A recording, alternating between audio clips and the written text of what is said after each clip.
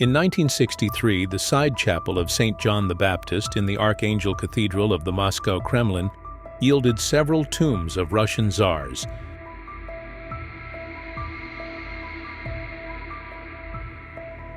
including that of Ivan the Terrible. The removal of the stone slab from his tomb sparked scientific and near-scientific discussions for decades to come.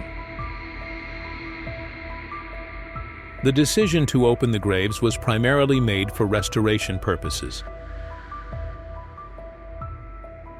A survey conducted in 1960 confirmed the urgent need for restoration of the Archangel Cathedral.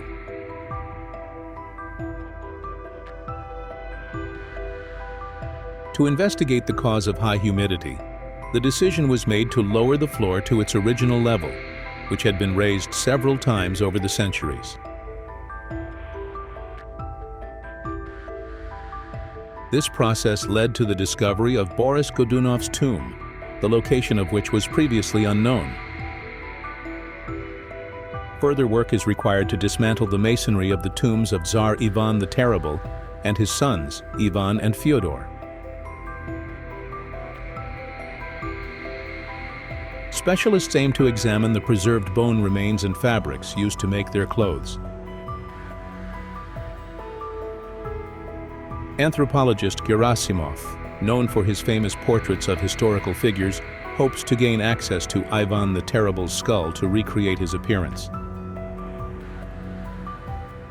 Upon opening the tomb, the scientists immediately noticed the unconventional position of the deceased Tsar's body. Specifically, the left foot was damaged and the hands were not in the customary position. As per protocol, the right arm was bent at the elbow with the palm facing the face.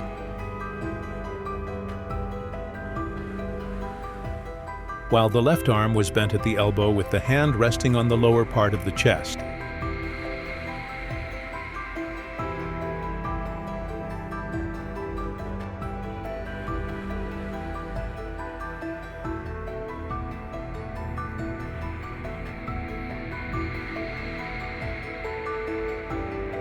The bones of the foot were disturbed by a craftsman during repairs in the temple in the 19th century.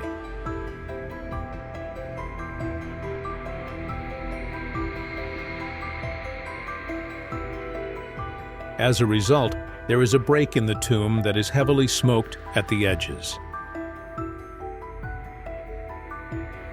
A thief entered the tomb with a smoldering lantern or candle,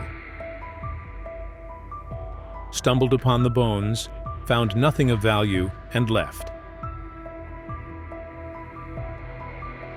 There has been considerable controversy about the hands.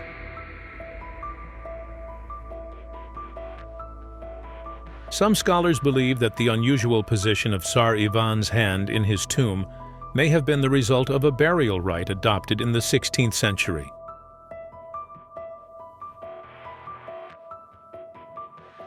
Murvolkovsky suggested that the hand of the deceased sovereign held a license, while Verstyr-Kuchkin explained the position of the hand as a result of mechanical sliding to the right. Measurements made by specialists indeed showed a slight tilt to the right of the tomb. Another notable feature was the contrast between the state of Tsar Ivan's bones and his teeth. The Tsar passed away at the age of 53, which was considered a decent lifespan for that era. Gerasimov observed numerous bone growths known as osteophytes on the skeleton, which are typical of much younger individuals. These growths caused Ivan Vasilievich significant discomfort, impeding his ability to move normally. However, his teeth are in remarkable condition, with minimal wear and tear, indicating an age of no more than 30 years.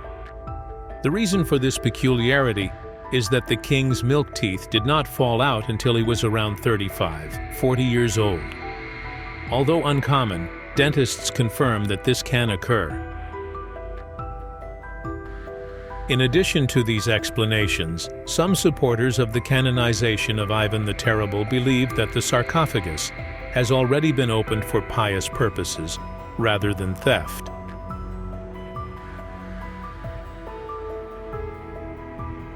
According to church historian Golubinsky, Ivan Vasilyevich was locally honored as a saint, and his relics were found through the opening of his tomb.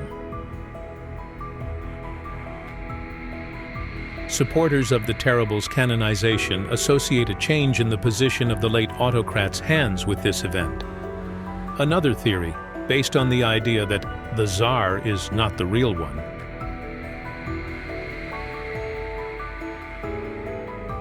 suggests that the true Ivan Vasilyevich, conqueror of Kazan and Astrakhan, reformer and warrior, died around 1560,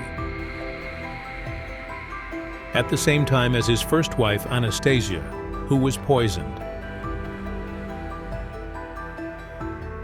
An impostor, a psychopath and sadist, took his place on the throne until 1584, while Ivan Vasilyevich, who died young, and an old impostor who reigned on his behalf, were buried together in the tomb. Scientists opened the tomb of Ivan Vasilyevich to shed light on the causes of his death. A detailed chemical analysis of the bones revealed an increased content of mercury and arsenic.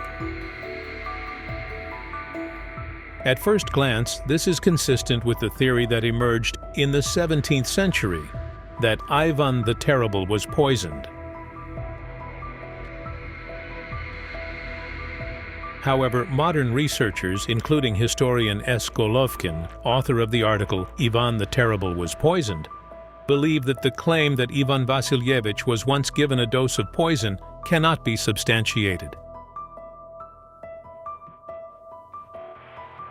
The condition of the bones suggests that it is more reasonable to assume long-term exposure to substances containing mercury and other heavy metals.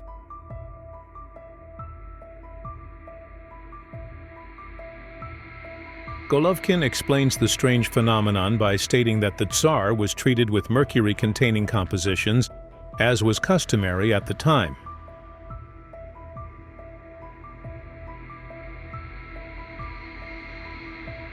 Despite Gerasimov's denial of the presence of traces of syphilis on Grozny's remains, Golovkin insists on this diagnosis.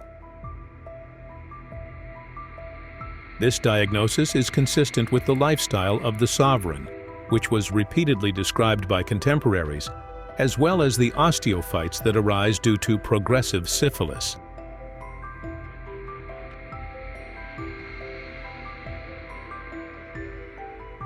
Syphilis was treated with mercury up until the 19th century. Therefore, the current version of the Tsar's murder remains a hypothesis. Thank you for watching. Please subscribe to the channel and like the video. See you soon.